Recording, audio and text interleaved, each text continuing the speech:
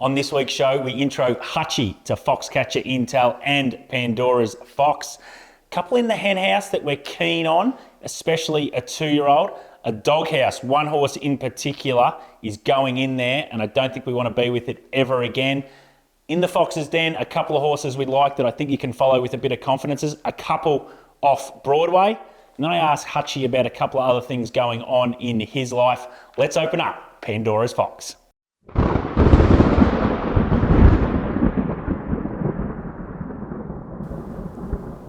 Hello and welcome to Foxcatcher Intel. Well, we're opening Pandora's Fox. My name's Julian Valance, joined by Clint Hutchinson. Now, Hutchi, I must have got you at a week, mate. Thanks for joining the Foxcatcher Intel crew. Great to have you on board. Yeah, thanks. Good to be here as well. And tell you what, how about reviewing this meeting? It's like reviewing a big night out, isn't it? It starts out okay, and then by the end of it, it was a complete mess. But look, there's a bit to go through, Jules. There is. I always find with those things, you just forget about them. They never actually happen. Yeah. Real sketchy, especially late. And that could be very poignant. Yeah, correct. Absolutely. Let's get to the track intel.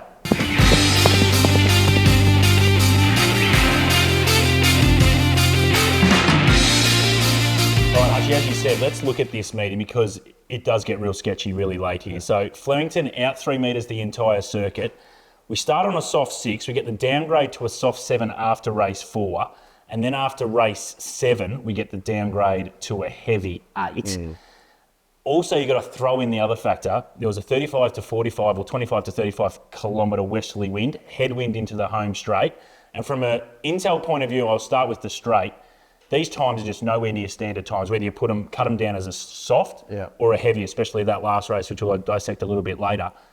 So there might be an advantage for the punters if they can actually do their own bonuses and things like that to get an edge on the market. It's really hard. I think, like you said, it's basically 3 different type of tracks you're dealing with. You're also dealing with that strong headwind, so that the closing speeds in so many races aren't strong. So that's what makes it difficult. There'll be plenty of holes in them, trying to find the sort of misses by the market. That's the tricky part, but that's what we're here to do. Yeah, absolutely. And I think the other factor too is when you're looking at these straight races, especially I think race 2, the one with the 2-year-olds, and comparing it to the last race, you just need to not do that because it's just too much of a difference in terms of track condition. So look, I think that's a little bit of a pointer for that last race. I think it's gone a lot better than what the times indicate if you put the effort in to try and get the bonus. Around the circle, I thought it was pretty even. Any thoughts around the circle? I think early in the day, probably up and in inside lanes are okay. You probably, if you get that headwind in the straight, you're getting a little bit of it down the back behind you.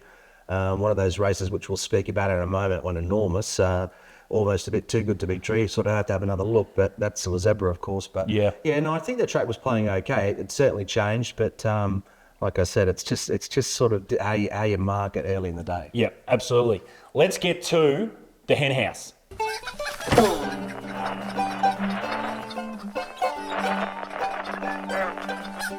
All right, what do we think that went good here? I'm going to start with race 2, Hutch. As you mentioned, Le Zebra wins the race. Now, 3/4 of a second inside standard time. There was only 2 races that went inside standard time for the whole meeting. So this was the first one and clearly the best by far in terms of inside standard. Last 400, 200, 24.5, 12.44. Not too bad around the circle.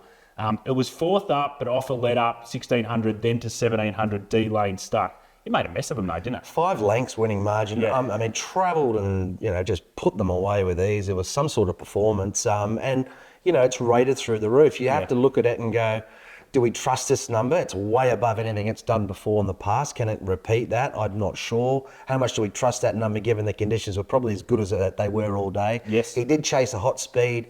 I thought his finishing speed was around 100%. He liked chasing that hot tempo, and he was dominant. You've got to give him the benefit of the doubt. He was pretty special there, that's for sure. Yeah, and I think the edge for Le Zebra, we identified him as a bet on Thursday before the race, just to the fact is I don't think he's much good in slowly run races. Yeah.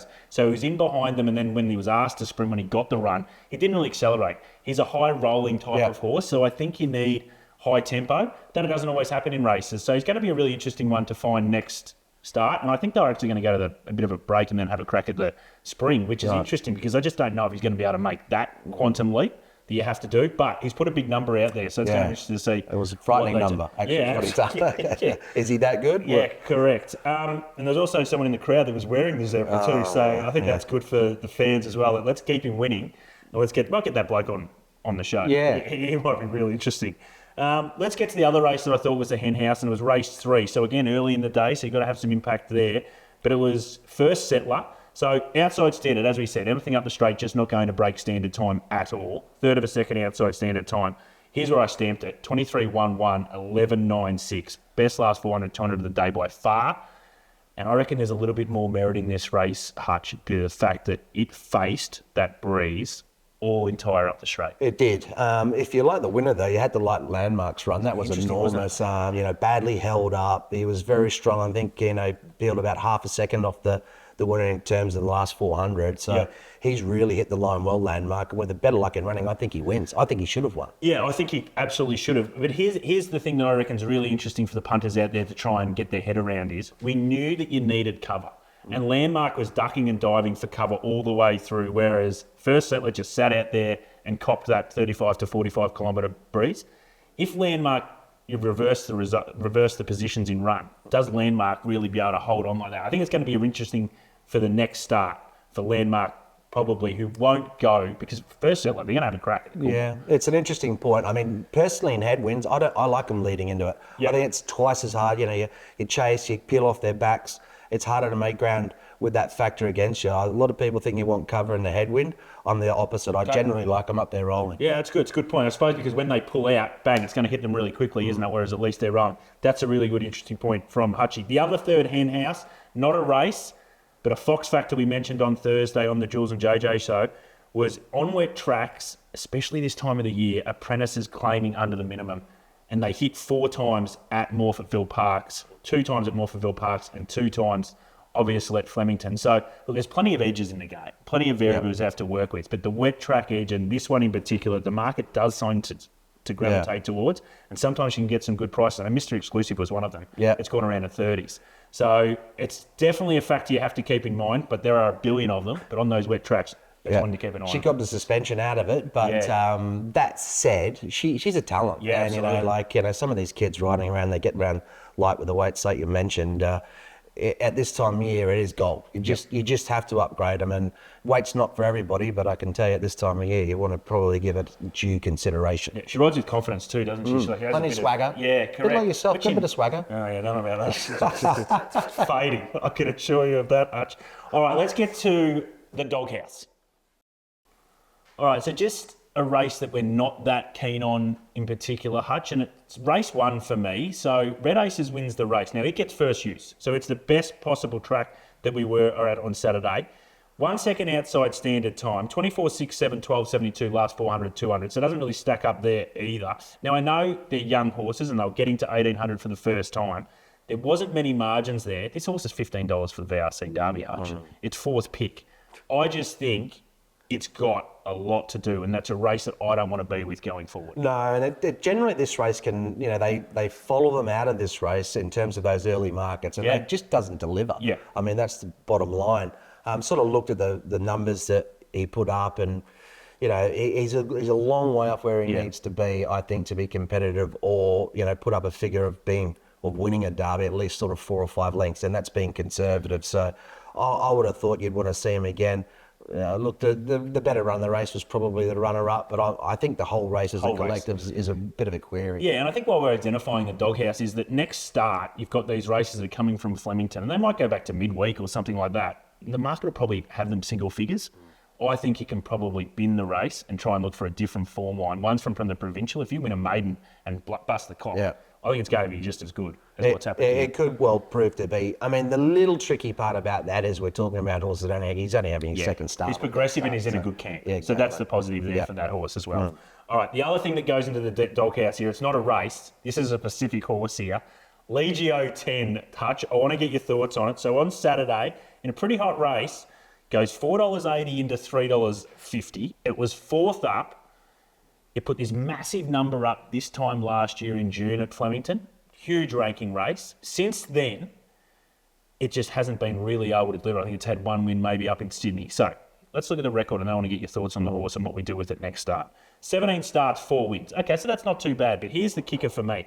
11 of those times it started shorter than $4. So pointing into the market 11 times, it's never been double figures in its life.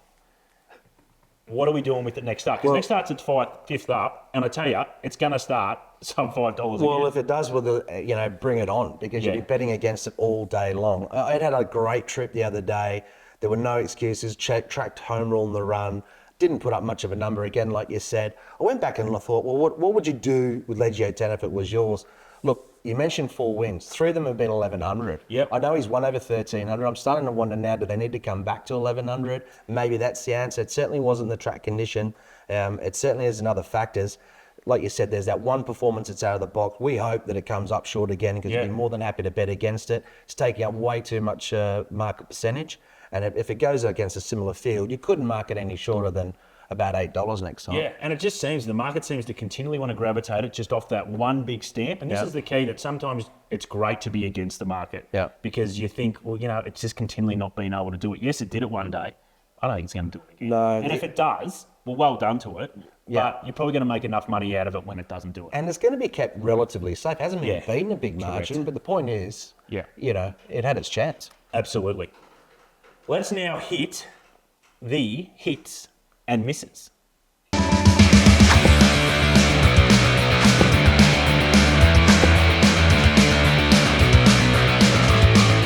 right, this segment really quickly, Hutch. I'm just going to go through the horses that were really well backed on Saturday and just see why they were backed, for the punters out there to try and get some understanding of why these horses were really well backed. And more importantly, what do we do with them next start? Have they put a number up that we can go, we can trust what the market did this week? Going to start with race 2. It was Captain Electric.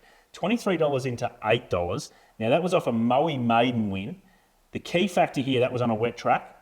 8-day backup, which we love on wet tracks. And that's what we saw, wet to wet. But I think now it falls off the cliff. Yeah, I think so. I think that's a fair call. It was market support. The backup pundit, they all love it, don't they? So, absolutely. Yep. Race 3, first settler, $2.25 into $2. Do you want to keep it in your pocket?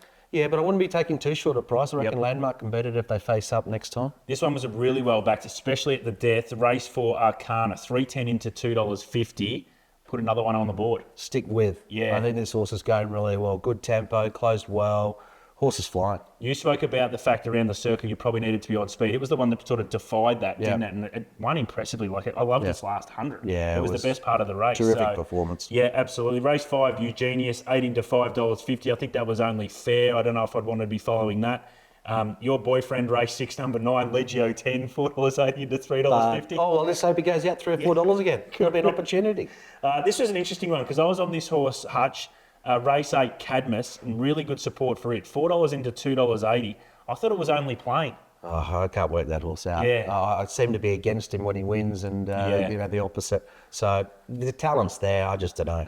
The key with him too, as well, is he put a big number up last start, 1,800 metres. It was a really fast run race, and you go, okay, he's going to be fine at 2,000 metres, and this was going to probably be his peak run for the prep.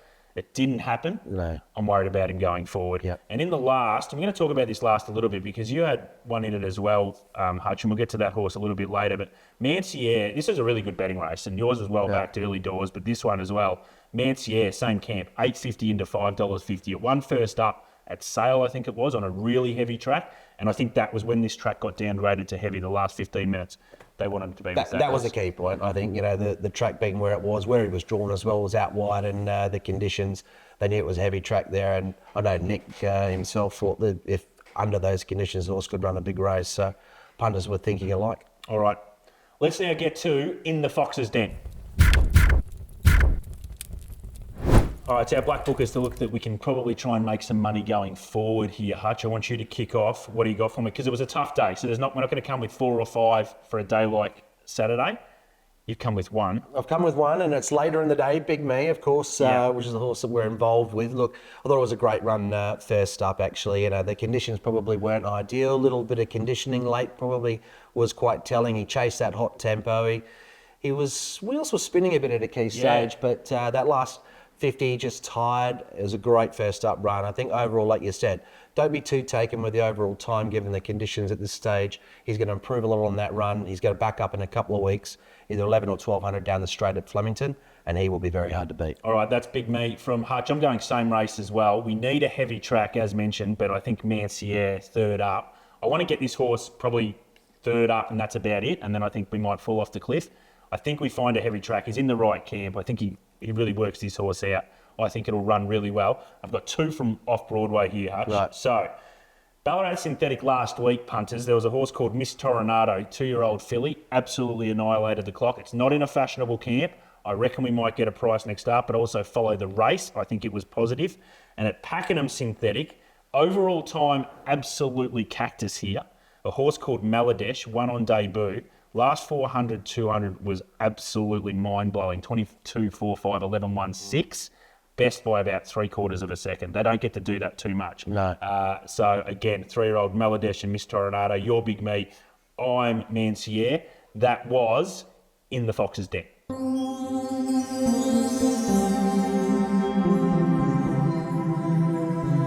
All right, let's now get the crystal ball out. I've given you a week's notice, so you don't have to worry about this one this week, Hutch, but next week I just want you just come and... Chips in? Yeah, absolutely. Yep, all right. All right, I think there's a race that's developed. It only happened last year where they've changed the calendar here, Hutch, of the Rupert Clarke Stakes. So it now goes back into the last part of the carnival. Yep. Becomes November. I think if you've got a 3-year-old this year, it's the race I'd be targeting. So you get an opportunity to have a crack at the Cornwall. You get an opportunity to have a crack at the Golden Rose.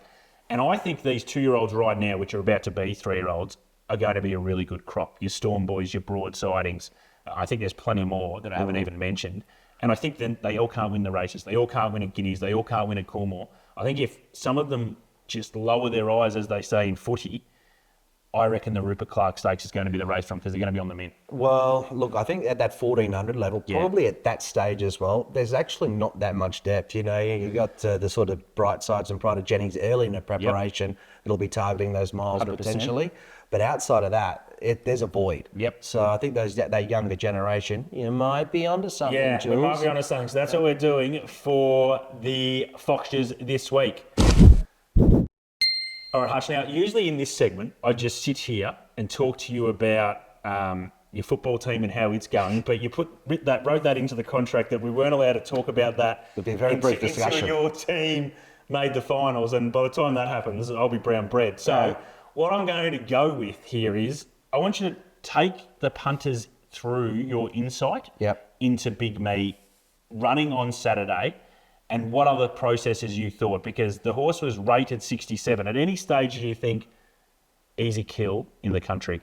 Definitely. Was certainly a consideration. You know, basically when the horse came back in from being pre-trained to get ready at next, you know, you have a window where you know basically a date you're going to run. Then you look at the options. One of the options was the straight. He's proven down the straight. You got to work out, is he going well enough? He's only had 2 career starts, so you kind of know roughly where he's at. You got to go on some feedback from Nick Ryan. If he runs up to those expectations, is he good enough to win a race down the straight at Flemington? I feel he is. I feel he's a horse that his official rating can get to 80 or 85. Yep. So, you know, that 67 brings him in pretty well. We were happy to attack because, you know, ultimately there's the economics of the race as well. You're probably getting 20, 30 grand for running a place rather than winning, even if you don't. Some of those other options are sort of 30 grand total. And more importantly, we can have a punt. Yeah. So, And so I want to talk about that because they went up this Wednesday to Friday. I find fascinating with the early markets for Saturdays because it's fastest finger. Yep. So I think they went up 9.50, I reckon. Did you get any piece of the early action or you just held off? No, and I never really chimed in at any stage. I had a token bet at the end because I felt like I should have. But, you know, he's a hard one to price up. I personally felt he should have been probably about what he opened up, $9 or $10. You know, he was resuming, so it was a hard one to get a line on, really. But at least you can sort of have a reasonable bet on a weekend. And I think he was probably priced around right. And, you know, you look at it post-race and you think, well, what price should he have been? Somewhere between $6 and $8 probably. Yeah, 100%. And if you went to the country, I reckon if you got black figures, you're probably lucky. Lucky, given that if he's starting $6 in that field at Flemington, he's $1.80. Yeah, you got the photo on the wall, but come on, man, we're not here for that. The fascinating thing too was that race sometimes can be very weak, but you ran into a really white-hot race. It was. So that's the way it goes. But you reckon in a couple of weeks he'll go again? He'll go again. He'll go down the straight. Look, he's pulled up really well out of the run, which we're happy about. He licked the bin, so and the legs are all good. So he's going to improve a lot fitness-wise. Damien Lane was super positive after the race too. Okay, that's good. Talking about thinking outside the Fox, while I've got you very, very quickly, I think you might be with a cowboy tomorrow in the studio. A broadcaster come greyhound trainer. Can you please pass on this information that I have to him? Dardo Tan Chin Nim to what was Bart Cummings. I want to be to Terry Bailey. Please don't say that to him. Terry Bailey. Please don't say that to him. Robert Sangster to Colin Hayes, something like that maybe. The Inghams to John Hawkes, something like that. Maybe the Sheikh to James Cummings. That's what I want to be with him. Get him on. I know there's rules around ownership and stuff for people that train. He doesn't seem to take notice of any of them. Old TV, I can tell you what. Anyway, get into him because I want to be part of that, because that other time I got in with you hasn't been cited. No, and I've got some news for you. It won't be again either. Okay, well, that's great. It's going to probably win a race in another dog's belly by the sound of it. So that's what's going on there. All right, thanks for having me on board. That was Pandora's Fox. We'll see you next week, Hutchi, and see you punters next week.